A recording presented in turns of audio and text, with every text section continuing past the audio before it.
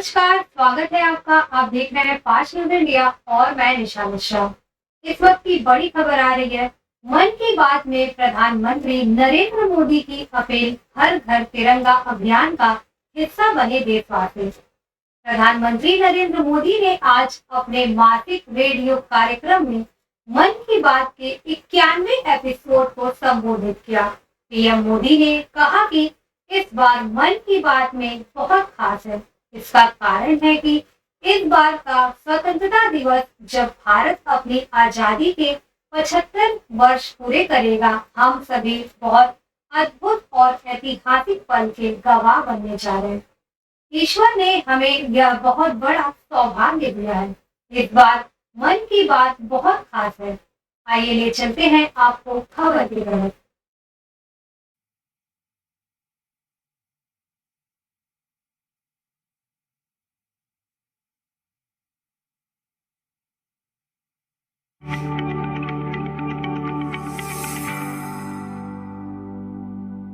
मेरे प्यारे देशवासियों, नमस्कार।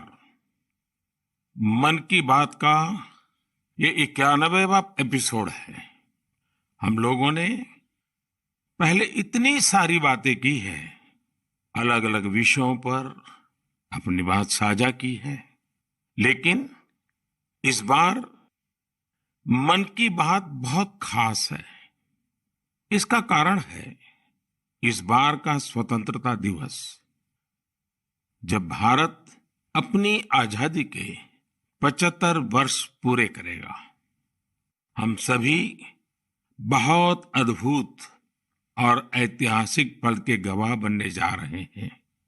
ईश्वर ने यह हमें बहुत बड़ा सौभाग्य दिया है।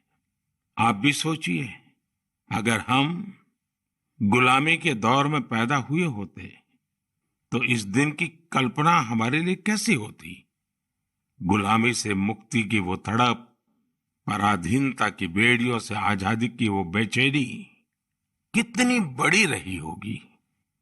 वो दिन जब हम हर दिन लाखों लाख देशवासियों को आजादी के लिए लड़ते, जूझते, बलिदान देते देख रहे होते।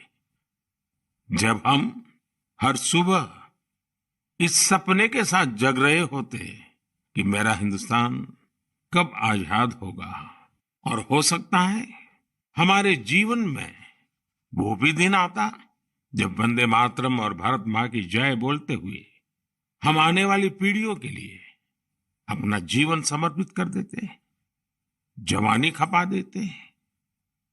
साथियों, 31 जुलाई यानी आज ही के दिन हम सभी देशवासी शहीद उधम सिंह जी की शहादत को नमन करते हैं। मैं से अन्य सभी महान क्रांतिकारियों को अपनी विनम्र श्रद्धांजलि अर्पित करता हूं, जिन्होंने देश के लिए अपना सर्वस्व न्योछावर कर दिया। साथियों, मुझे ये देखकर बहुत खुशी होती है कि आजादी का अमृत महोत्सव एक जन आंदोलन का रूप ले रहा है। सभी क्षेत्रों और समाज के हर वर्ग के लोग इससे जुड़े अलग अलग कार्यक्रमों में हिस्सा ले रहे हैं। ऐसे ही एक कार्यक्रम इस महीने की शुरुआत में मेघालय में हुआ। मेघालय के बहादुर योद्धा यू टिरोत सिंह जी की पुण्यतिथि पर लोगों ने उन्हें याद किया। टिरोत सिंह जी ने खासी हिल्स पर नियंत्रण करने और वहां की संस्कृति पर प्रहार करने की अंग्रेजों की साजिश का जमकर विरोध किया था। इस कार्यक्रम में बहुत सारे कलाकारों ने सुंदर प्रस्तुतियां दी, इतिहास को जिंदा कर दिया। इसमें एक कार्निवल का आयोजन भी किया गया, जिसमें मेघालय की महान संस्कृति को बड़े ही खूबसूरत तरीके से दर्शाया गया। अब से कुछ हफ्ते पहले कर्नाटका में अमृता भारती कन्नडार्थी नाम का एक अनूठा अभियान भी चलाया गया। इसमें राज्य की 75 जगहों पर आजादी के अमृत महोत्सव से जुड़े बड़े भव्य कार्यक्रम आयोजित किए गए। इनमें कर्नाटका के महान स्वतंत्रता सेनानियों को याद करने के साथ ही स्थानीय साहित्यिक उपलब्धियों को भी सामने लाने की कोशिश की गई। साथियों, इसी जुलाई में एक बहुत ही रोचक प्रयास हुआ है, जिसका नाम है आजादी की रेलगाड़ी और रेलवे स्टेशन। इस प्रयास का लक्ष्य है कि लोग आजादी की लड़ाई में भारतीय रेल की भूमिका को जानें। देश में अनेक ऐसे रेलवे स्टेशन हैं जो स्वतंत्रता आंदोलन के इतिहास से जुड़े हैं। आप भी इन रेलवे स्टेशनों के बारे में जानकर हैरान होंगे। झारखंड के गोमो जंक्शन को अब आधिकारिक रूप से नेताजी सुभाष चंद्र बोस जंक्शन गोमो के नाम से जाना जाता है। जानते हैं क्यों? दरअसल इसी स्टेशन पर कालका मेल में सवार होकर नेताजी सुभाष ब्रिटिश अफसरों को चकमा देने में सफल रहे थे। आप सभी ने लखनऊ के पास काकोरी रेलवे स्टेशन का नाम भी जरूर सुना होगा। इस स्टेशन के साथ राम प्रसाद बिस्मिल और अशफाक उल्लाह खान जैसे जाबाजों का नाम जुड़ा है। यहां ट्रेन से जा रहे अंग्रेजों के खजाने को लूटकर वीर क्रांतिकारियों ने अंग्रेजों को अपनी ताकत का परिचय करा दिया था। आप जब कभी तमिलनाडु के लोगों से बात करेंगे तो आपको थुथुकुडी जिले के वांची मणियाच्ची जंक्शन के बारे में जानने को मिलेगा। ये स्टेशन तमिल स्वतंत्रता सेनानी वांची नाथन जी के नाम पर है। ये वही स्थान है जहां 25 साल के युवा वांची ने ब्रिटिश कलेक्टर को उसके किए की सजा दी थी। साथियों, ये लिस्ट काफी लंबी है। देश भर के 24 राज्यों में फैले ऐसे 75 रेलवे स्टेशनों की पहचान की गई है। इन 75 स्टेशन को बहुत ही खूबसूरती से सजाया जा रहा है।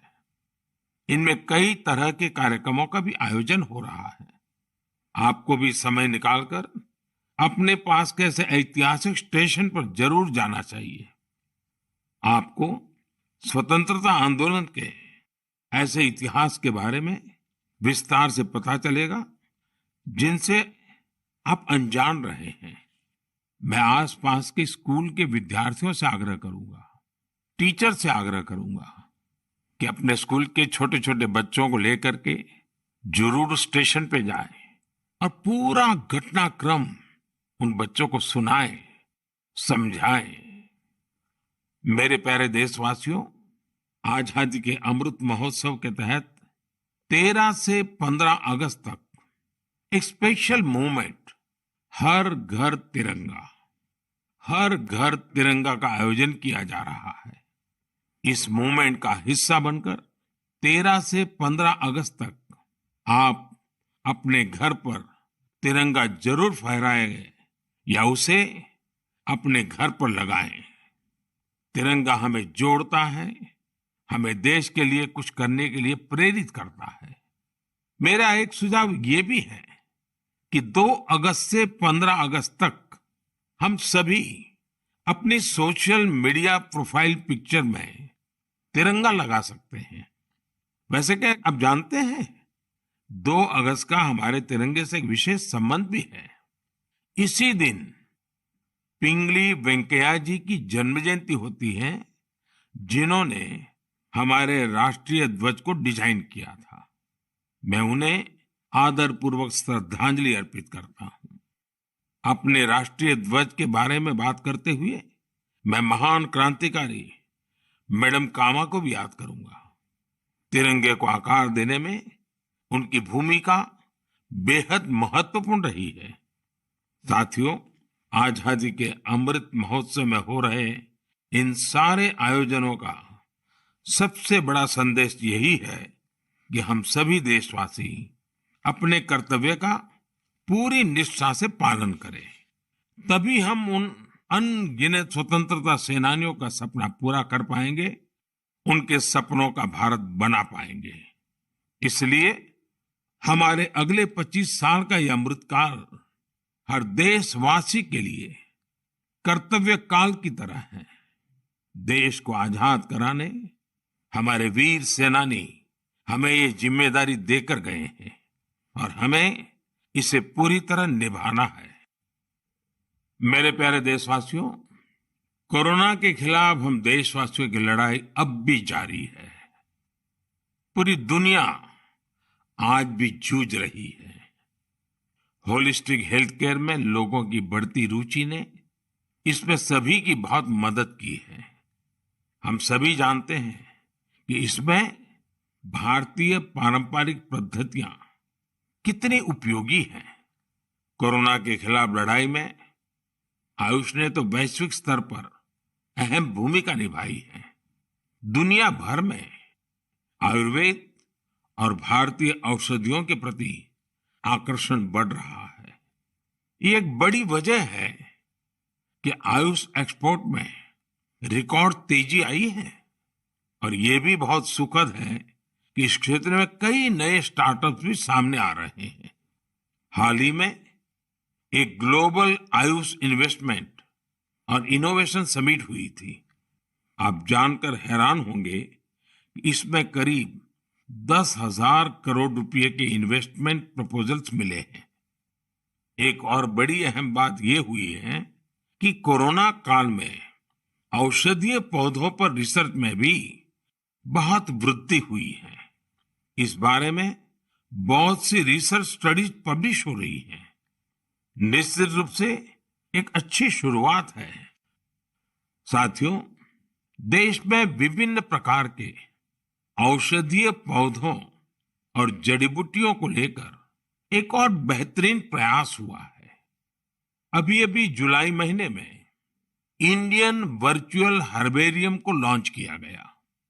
यह इस बात का भी उदाहरण है कि कैसे हम डिजिटल वर्ल्ड का इस्तेमाल अपनी जड़ों से जुड़ने में कर सकते हैं।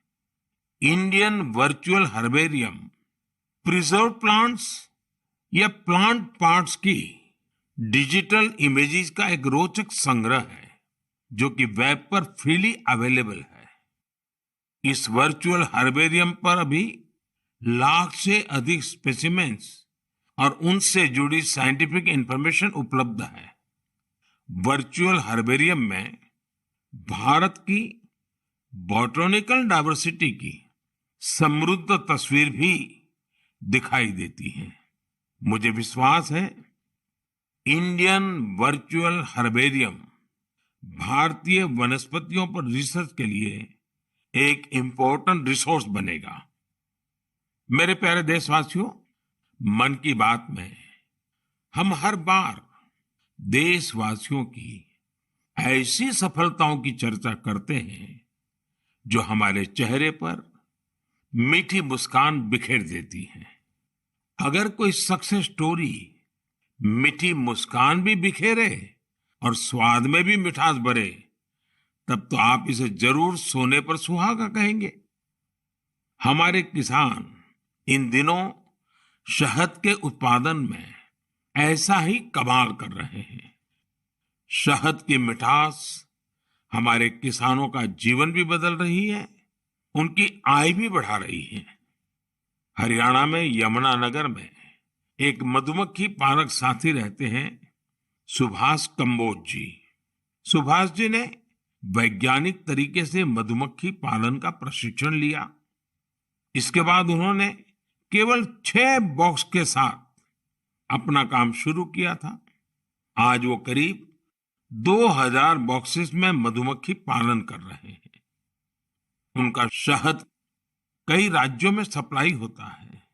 जम्मू के पल्ली गांव में विनोद कुमार जी भी 1500 से ज्यादा कॉलोनियों में मधुमक्खी पालन कर रहे हैं। उन्होंने पिछले साल रानी मक्खी पालन का प्रशिक्षण लिया है। इस काम से वो सालाना 15 से 20 लाख रुपए कमा रहे हैं। कर्नाटका के एक और किसान हैं मधुकेश्वर हेगड़े जी। मधुकेश्वर जी ने बताया कि उन्होंने भारत सरकार से 50 मधुमक्खी कॉलोनियों के लिए सब्सिडी ली थी। आज उनके पास 800 से ज्यादा कॉलोनियां हैं और वो कई टन शहद बेचते हैं। उन्होंने अपने काम में इनोवेशन किया और वो जामुन शहद, तुलसी शहद, आंवला शहद जैसे वानस्पतिक शहद भी बना रहे हैं। मधुकेश्वर जी, मधु उत्पादन में आपके इनोवेशन और सफलता आपके नाम को भी सार्थक करती है। साथियों, आप सब जानते हैं कि शहद को हमारे पारंपरिक स्वास्थ्य विज्ञान में कितना महत्व दिया गया है। आयुर्वेद ग्रंथों में तो शहद को अमृत बताया गया है। शहद न केवल हमें स्वाद देता है, बल्कि आरोग्य भी देता है। शहद उत्पादन में आज इतनी अधिक संभावनाएं हैं कि प्रोफेशनल पढ़ाई करने वाले युवा भी इसे अपना स्वरोजगार बना रहे हैं। ऐसे ही एक युवा है यूपी में गोरखपुर के निमित सिंह। निमित जी ने बीटेक किया है। उनके पिता भी डॉक्टर हैं, लेकिन पढ़ाई के बाद नौकरी की जगह निमित जी ने स्वरोजगार का फैसला लिया। उन्होंने शहद उत्पादन का काम शुरू किया। क्वालिटी चेक के लिए लखनऊ में अपनी एक लैब भी बनवाई। निमित जी अब शहद और बी वैक्स से अच्छी कमाई कर रहे हैं और अलग अलग राज्यों में जाकर किसानों को प्रशिक्षित भी कर रहे हैं। ऐसे युवाओं की मेहनत से ही आज देश इतना बड़ा शहद उत्पादक बन रहा है। आपको जानकर खुशी होगी कि देश से शहद का निर्यात भी बढ़ गया है। देश ने national bee keeping and honey mission जैसे अभियान चलाए। किसानों ने पूरा परिश्रम किया और हमारे शहद की मिठास दुनिया तक पहुंचने लगी। अभी इस क्षेत्र में और भी बड़ी संभावनाएं मौजूद है। मैं चाहूंगा कि हमारे युवा इन अवसरों से जुड़कर उनका लाभ लें और नई संभावनाओं को साकार करें। मेरे प्यारे देशवासियों, मुझे हिमाचल प्रदेश से मन की बात के एक श्रोता श्रीमान आशीष बहल जी का एक पत्र मिला है। उन्होंने अपने पत्र में चंबा के मिंजर मेले का जिक्र किया है। दरअसल मिंजर मक्के के फूलों को कहते हैं। जब मक्के में मिंजर आते हैं तो मिंजर मेला भी मनाया जाता है और इस मेले में देश भर के पर्यटक दूर दूर से हिस्सा लेने के लिए आते हैं। संयोग से मिंजर मेला इस समय चल भी रहा है। आप अगर हिमाचल घूमने गए हुए हैं तो इस मेले को देखने चंबा जा सकते हैं। चंबा तो इतना खूबसूरत है कि यहाँ के लोक गीतों में बार बार कहा जाता है, चंबे एक दिन आना कने महीना रहना। यानी जो लोग एक दिन के लिए चंबा आते हैं वे इसकी खूबसूरती देखकर महीने भर यहां रह जाते हैं। साथियों, हमारे देश में मेलों का भी बड़ा सांस्कृतिक महत्व रहा है। मेले जन मन दोनों को जोड़ते हैं। हिमाचल में वर्षा के बाद जब खरीफ की फसलें पकती हैं, तब सितंबर में शिमला, मंडी, कुल्लू और सोलन में सैरी या सैर भी मनाया जाता है।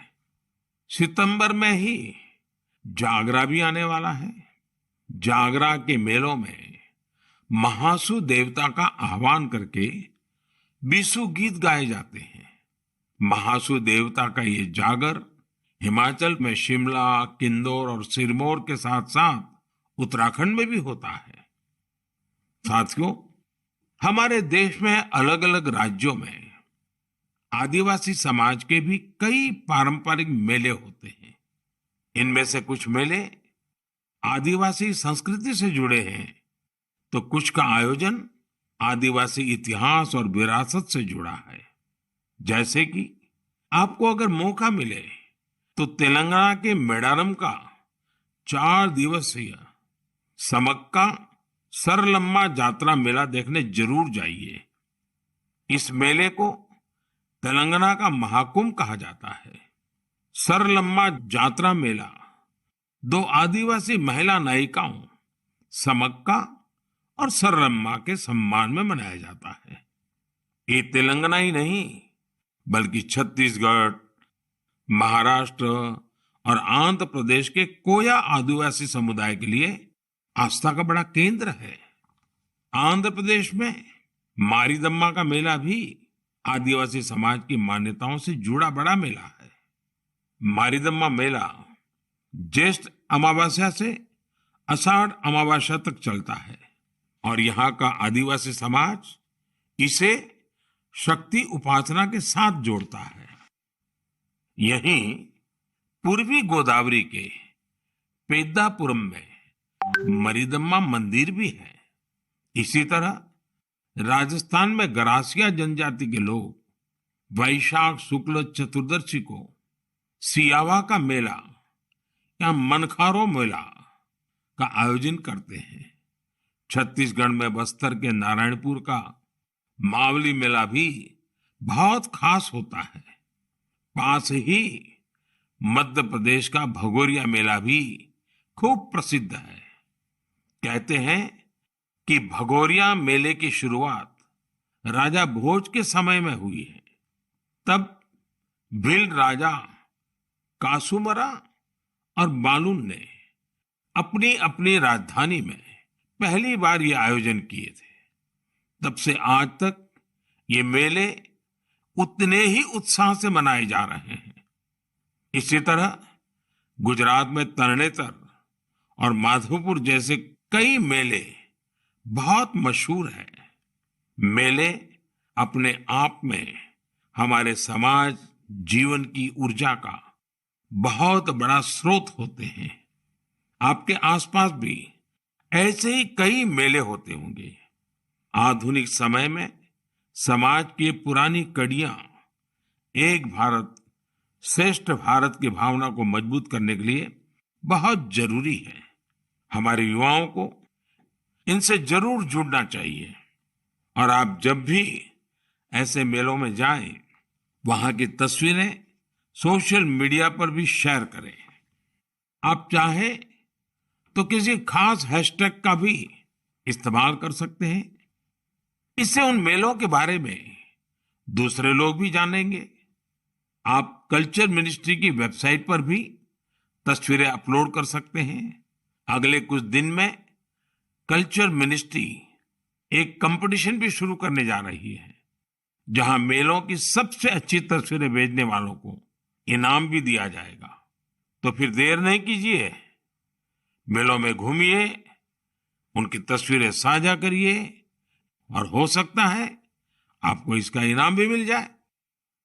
मेरे प्यारे देशवासियों, आपको ध्यान होगा मन की बात के एक एपिसोड में मैंने कहा था कि भारत के पास टॉयज एक्सपोर्ट्स में पावर हाउस बनने की पूरी क्षमता है।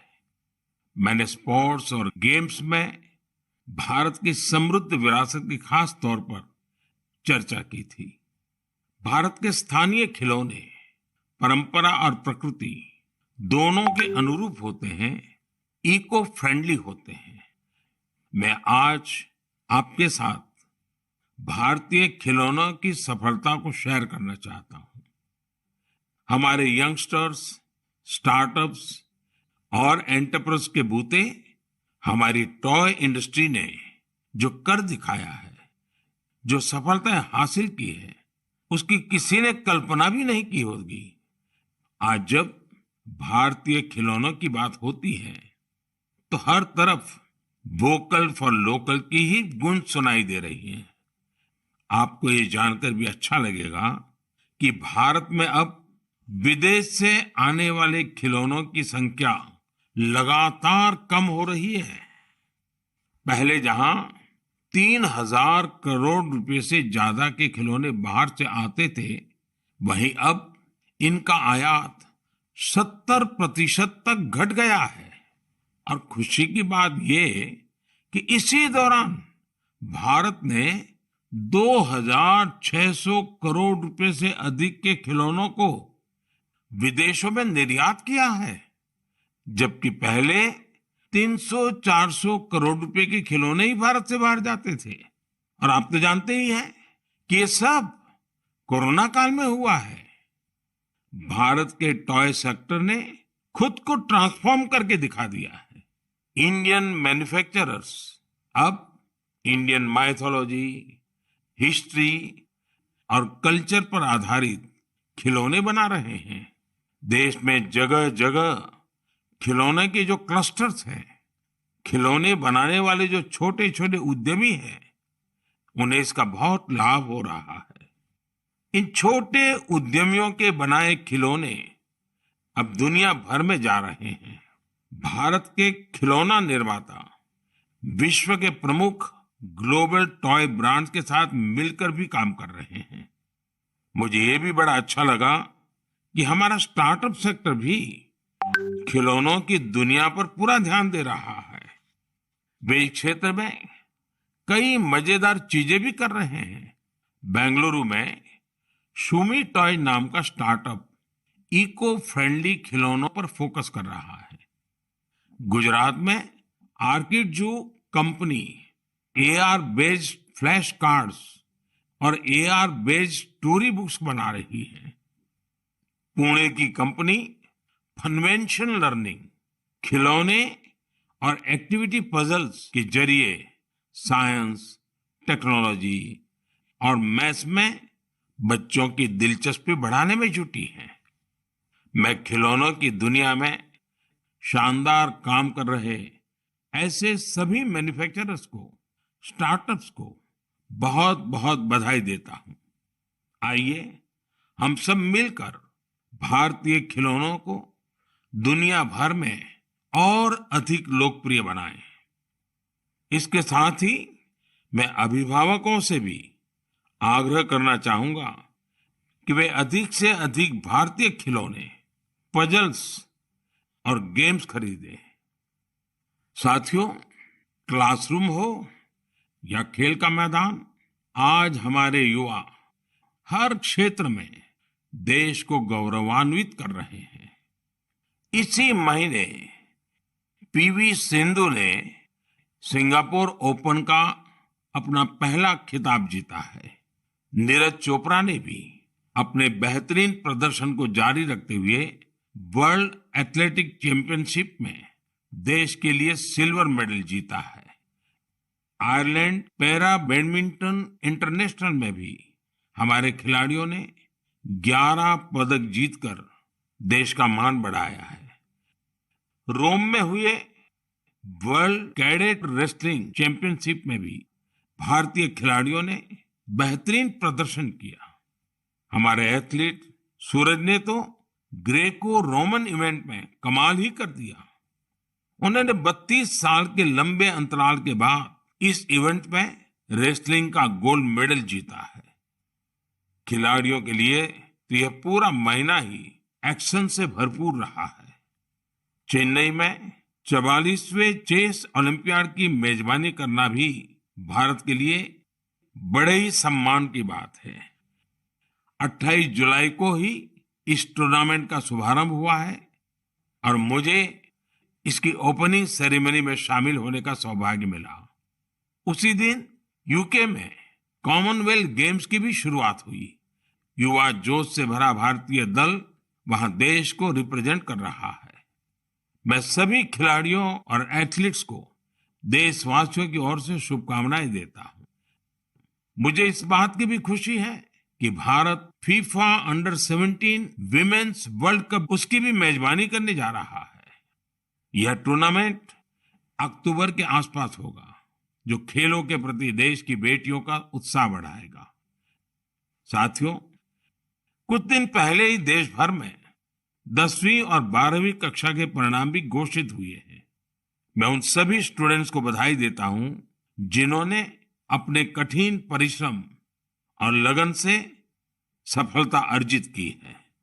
महामारी के चलते पिछले 2 साल बेहद चुनौतीपूर्ण रहे हैं। इन परिस्थितियों में भी हमारे युवाओं ने जिस साहस और संयम का परिचय दिया, वह अत्यंत सराहनीय है। मैं सभी के सुनहरे भविष्य की कामना करता हूं। मेरे प्यारे देशवासियों, आज हमने आजादी के 75 साल पर देश की यात्रा के साथ अपनी चर्चा शुरू की थी। अगली बार जब हम मिलेंगे तब हमारे अगले 25 साल की यात्रा भी शुरू हो चुकी होगी। अपने घर और अपनों के घर पर हमारा प्यारा तिरंगा फहरे, इसके लिए हम सबको जुटना है। आपने इस बार स्वतंत्रता दिवस को कैसे मनाया? क्या कुछ खास किया? ये भी मुझसे जरूर साझा करिएगा। अगली बार हम अपने इस अमृत पर्व के अलग अलग रंगों पर फिर से बात करेंगे। तब तक के लिए मुझे आज्ञा दीजिए। बहुत बहुत धन्यवाद।